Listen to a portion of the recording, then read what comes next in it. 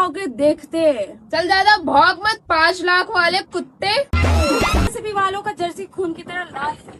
बोल मत बेटा, यही तुम लोगों का काल है। तुम आरसीबी वाले नहीं सकोगे हमारी बॉलिंग झेलने। 2 साल बैन होकर भी कौन सा मुंह लेकर आते हो खेलने।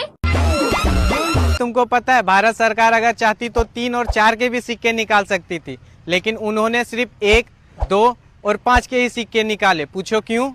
क्यों भाई? भारत सरकार भी सबको बताना चाहती थी कि एक टीम 2 साल के लिए बैन हुई थी और 5 लाख में बिक गई थी। आपने धुरंधर मूवी देखी है? हाँ। अच्छा, आईपीएल का धुरंधर कौन है? जिसने सभी बॉलर को चटाई है धूल, रन बनाने के लिए कमर है कसी, वो है पूरे आईपीएल का धुरंधर वैभव सूर्यवंशी।